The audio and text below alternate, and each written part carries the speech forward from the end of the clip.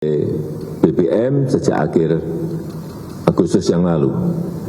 Dalam beberapa kunjungan kerja saya ke daerah, pembagian BLT BBM ini selalu saya tinjau langsung pelaksanaannya. Yang pertama kemarin di Kabupaten Jayapura, kemudian di Saumlaki, Kabupaten Kepulauan Tanimbar, dan juga di Kota Bandar Lampung. Dan kemarin juga saya melihat juga di Provinsi Maluku, di Kabupaten Maluku Tenggara, di Kota Tual, di Kepulauan Aru, dan juga di Kabupaten Maluku Baradaya. Saya melihat pembagian sudah berjalan dengan baik dan saya ingin pembagian dilakukan secara mudah, secara cepat, dan tepat sasaran. Di sini ada Bu Menteri Sosial, ada Bu Menteri Ketenagakerjaan, agar masyarakat mendapatkan kejelasan tentang pembagian BLT dan BLT BBM dan bantuan subsidi upah PSU. Saya minta ada penjelasan dari Bu Mensos dan kemudian nanti Bu Menaker. Saya silakan. Terima kasih Bapak. Jadi hingga pukul 9 tadi PT POS sudah menyalurkan BLT BBM di 482 kabupaten kota dengan jumlah 12.701.985 KPM. Diharapkan minggu ini PT POS sudah melakukan pembayaran BLT BBM minimal 90% dari target KPM, yaitu sebesar 18.585.000 KPM. Nah, kita sudah menyerahkan semuanya, seluruh data ke PT POS 100%. Memang ada beberapa daerah yang misalkan seperti saya sebutkan sebelumnya, di pegunungan di daerah Papua Barat itu kami akan melakukan sekaligus, karena kemarin untuk supaya mereka tetap bisa menerima, kami tidak padankan dengan NIK kami, hanya nama saja, tapi kita akan bekerja sama dengan Dukcapil untuk penyaluran sekaligus perekaman di Papua dan Papua Barat, terutama di daerah yang pegunungan. Itu kita akan serahkan karena aksesnya itu sulit, jadi PT POS dengan kita akan menyiapkan pesawat khusus untuk kita ke sana dengan Dukcapil sekaligus perekaman. Itu yang kita lakukan. Harapan kita di bulan ini kita tuntas 100%. Kita sehari rata-rata bisa transaksi sekitar 2.900.000 sekian setiap hari transaksinya. Nah, kemudian yang ingin kami sampaikan, kami juga mendapatkan tambahan anggaran dari Kementerian Keuangan itu sebesar 400 miliar sekian. Nah, itu akan kami gunakan untuk di bulan Desember kami akan menyalurkan kurang lebih sekitar targetnya anak yatim piatu itu 946.863 anak, per anak 200.000 per bulan. Nah, kemudian ini yang baru yang kami usulkan adalah lansia tunggal di atas usia 80 tahun yang mereka tidak ada yang rawat sendiri. Jumlahnya ada 334.011 jiwa. Itu kita berikan makanan setiap hari. Nanti makanannya, uangnya bisa dititipkan ke Pak RT, Pak RW untuk mereka setiap hari memberikan makanan, terutama lansia yang mereka sudah tidak berdaya dan dia tidak ada keluarganya. Jadi lansia tunggal. Totalnya tadi jumlahnya targetnya adalah 334.011 orang. Kemudian juga penyandang disabilitas. Ini bulan Desember kita akan bagikan. Penyandang disabilitas itu 98.934 orang. Jadi nilainya perharinya 21.000 untuk sesuai dengan jumlah harinya.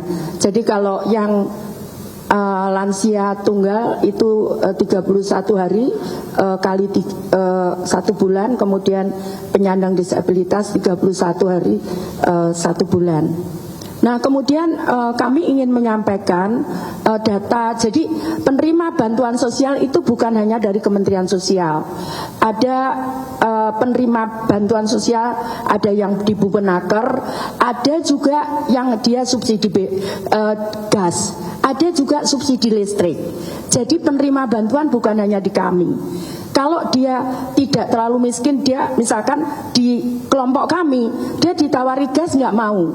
Karena dia nggak punya kompor gas. Nah, maka kemudian itu untuk grade yang lebih atasnya. Seperti itu. Jadi kalau ada tanya kenapa BPS angkanya sekian, mereka akan tidak terima bantuan, itu tidak betul. Karena ada subsidi listrik, ada subsidi gas, ada subsidi kesehatan, ada subsidi BPJS kesehatan, ada subsidi pendidikan. Jadi kalau mereka tidak terima bantuan itu tidak betul. Kami menangani masalah data ini dengan Kemenaker sudah kita matching dengan data kita supaya tidak ada double, sudah clear. Kami sudah bisa sampaikan ke Menaker. Kami juga rutin memberikan data ke BPJS kesehatan. Jadi kita cleansing kemarin sekitar bulan Oktober tahun lalu itu sudah clear kami, bahkan untuk ini KPK menilai kami 100 untuk PPIJK untuk kesehatan. Kemudian yang berikutnya, jadi pada saat awal saya menerima data ini memang tidak ada desil. Dan menurut kami kenapa? Karena setelah itu memang kemudian kan ada COVID dan sebagainya, sehingga kami harus menyalurkan juga. Nah, permasalahannya untuk apa kita juga lakukan itu di Kementerian Sosial? Karena bantuannya sama, kecuali saya bisa memberikan, oh ini yang parah kita bantu lebih gitu. Enggak, karena bantuannya sama berupa PKH dan BPNT. Jadi akhirnya sudah kita lari dengan jalan ini. Nah, tapi yang utama adalah kita kembalikan sesuai dengan Undang-Undang 13 2011 bahwa data itu berasal dari daerah. Jadi sejak bulan awal tahun 2021 itu data kita kembalikan ke daerah dan daerah ngoreksi. Bahkan sampaikan apa bisa di Papua itu ada 4 daerah, Supiori, Bintuni, saya lupa yang duanya. Itu dia sudah melakukan pembenahan data 100%. Jadi itu dilakukan, kita kembalikan. Tapi yang ganda, yang itu yang kita tangani. Berikutnya seperti itu. Ini ada pertanyaan itu Bapak, mohon maaf.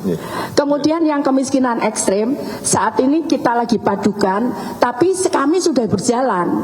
Jadi kami sudah berjalan mulai bulan 3 bulan yang lalu kita sudah tangani.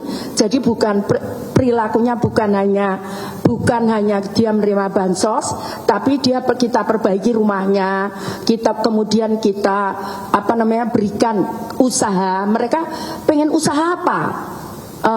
Misalkan itu tergantung mereka. Bahkan sekarang ada yang sudah pendapatannya 6 juta. Mereka siap. Nanti tahun depan mereka tidak terima bantuan sosial. Itu dari miskin ekstrem. Seperti itu kira-kira. Kemudian karena kami ada 2, jadi whistleblowernya KPK itu ada di kami untuk cek bansos, terus kemudian jaga bansos. Karena banyak sekali, maka kemudian silahkan, kami punya comment center 24 jam. Jadi di situ bisa telepon, bisa langsung ditangani, karena banyak sekali dari Menpan 1, dari KPK 2, dari kami 1. Jadi ada 4 pengaduan ini, belum usul sangga dan sebagainya. Saya kira begitu. Terima kasih Bu Mensos. Bu Menaker silahkan. Terima kasih Bapak. Sebagaimana arahan Bapak untuk mempertahankan daya beli pekerja atau buruh dalam memenuhi kebutuhan hidupnya sebagai akibat kenaikan harga, maka ada bantuan subsidi upah yang diberikan kepada pekerja atau buruh mereka yang memenuhi ketentuan sebagaimana Peraturan Menteri Ketenagakerjaan Nomor 10 Tahun 2022. Data awal pekerja dengan upah 3,5 itu ada 16 juta.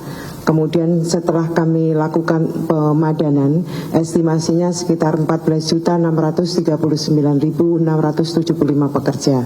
Pekerja mendapatkan subsidi upah sebesar 600.000 yang dibayar sekaligus. Syarat penerima BSU warga negara Indonesia dibuktikan dengan kepemilikan NIK, peserta aktif program jaminan sosial ketenagakerjaan BPJS Ketenagakerjaan sampai dengan bulan Juli tahun 2022. Kemudian mempunyai gaji atau upah paling banyak 3,5 juta. Pekerja atau buruh yang bekerja di wilayah dengan upah minimum provinsi atau kabupaten kota lebih besar dari 3,5 juta, maka persyaratan gaji upah tersebut menjadi paling banyak sebesar upah minimum kabupaten kota atau provinsi dibulatkan ke atas hingga ratusan ribu penuh. Misalnya contoh, upah minimum teman-teman pekerja di DKI upah minimumnya 4,7, maka mereka tetap berhak mendapatkan BSU karena yang diberikan BSU di samping batas atasnya upah 3,5 atau senilai dengan upah minimum provinsi atau kabupaten kota. Ini ada pertanyaan dari teman-teman. Kemudian ini berlaku secara nasional, jadi beda dengan subsidi upah tahun 2021 berdasarkan wilayah yang mengalami PPKM level 1. Kemudian diprioritaskan bagi pekerja atau buruh yang belum menerima program Kartu Prakerja, program Keluarga Harapan, atau Banpres Produktif untuk usaha mikro pada tahun berjalan. Ini yang tadi disampaikan oleh Bu Mensos. Setiap kami menerima data, maka setelah itu kami padankan apakah mereka menerima program yang lain, misalnya program Kartu Keluarga Harapan, Banpres Produktif, usaha mikro, atau penerima program Kartu Prakerja. Dan program ini dikecualikan untuk PNS atau TNI Polri. Ini pun kami padankan dengan BKN.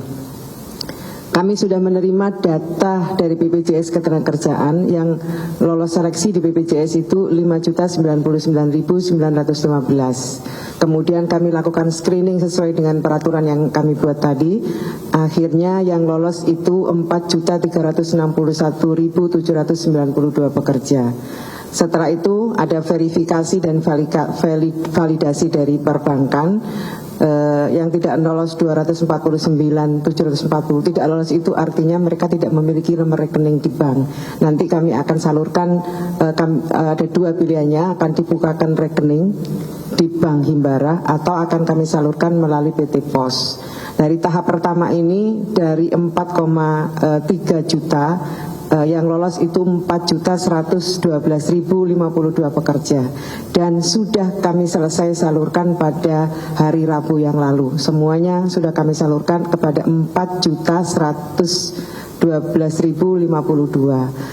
Hari ini kami menerima data dari BPJS Ketenagakerjaan sebesar 2.406.915.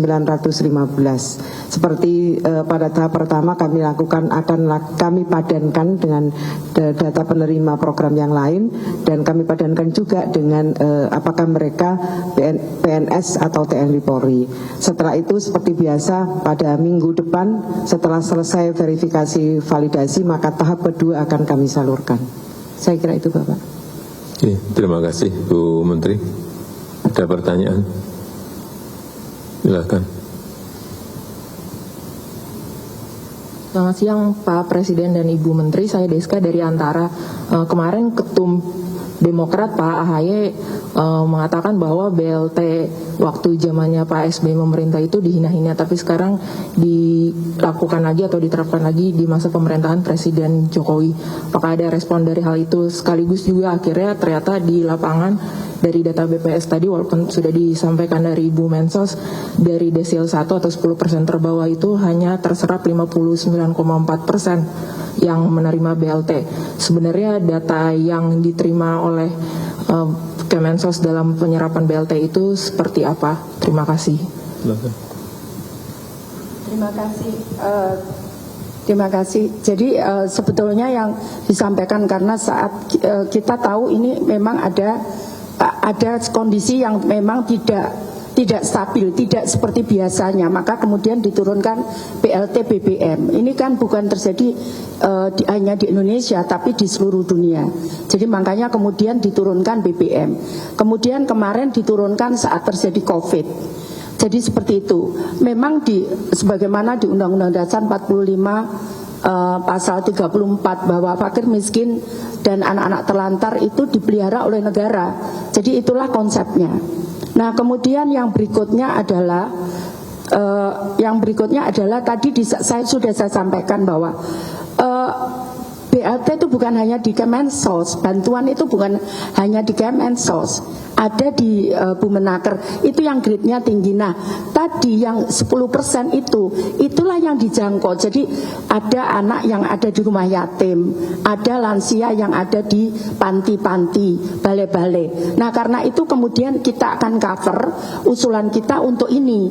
Tapi sebetulnya yang utama adalah bagaimana kemudian kita mengangkat, contohnya misalkan saat ini mereka belum punya data kependudukan.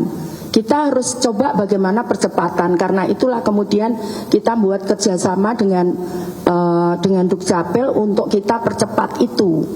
Tapi memang ada harus keterlibatan semua pihak, bukan hanya pemerintah pusat, karena misalkan data kependudukan itu juga ada di daerah.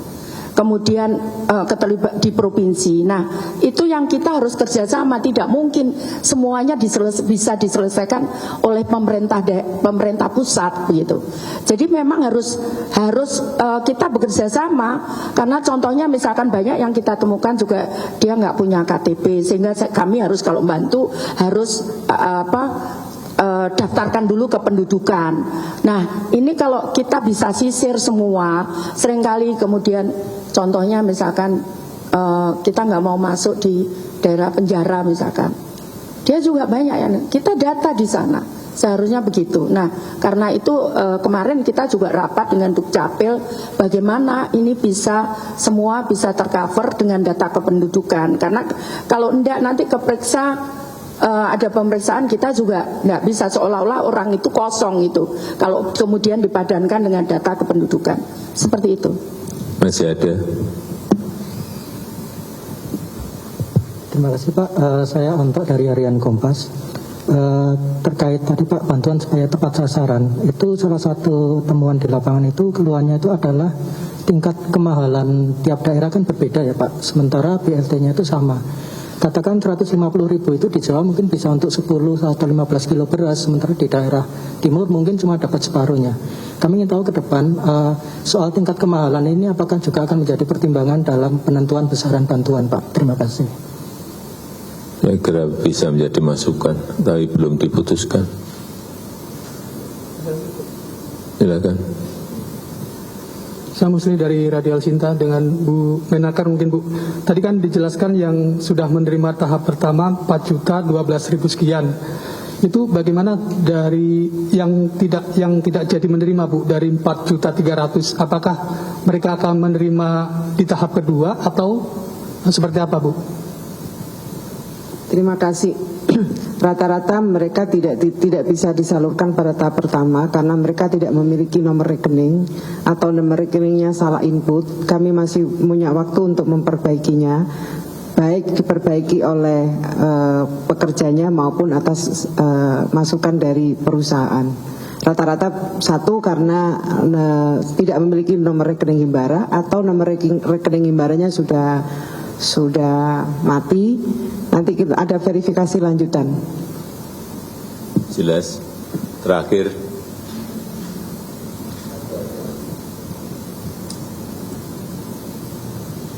Selamat pagi Pak Presiden. Dian dari Kompas.com. Pak, izin bertanya mengulangi pertanyaan yang tadi terkait dengan BLT yang kemarin disindir oleh Demokrat yang katanya dulu dihina-hina sekarang dipergunakan lagi di masa Pak Presiden gitu untuk mengatasi kenaikan harga BBM. Izin mohon tanggapannya. Yang kedua mungkin soal isu lain Pak terkait dengan Bapak yang disebut berpeluang untuk maju lagi sebagai cawapres di Pilpres 2024. Kalau misalnya berkenan mohon maaf dijawab. Makasih Pak Jokowi. Sejak awal saya sampaikan bahwa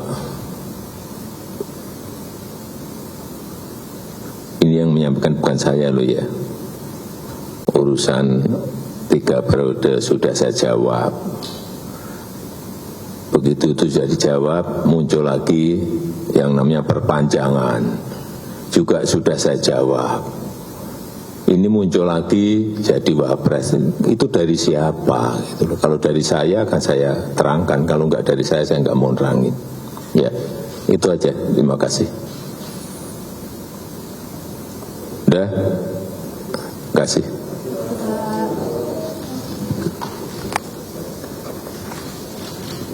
Nanti kalau siap, saya jawab balik terus.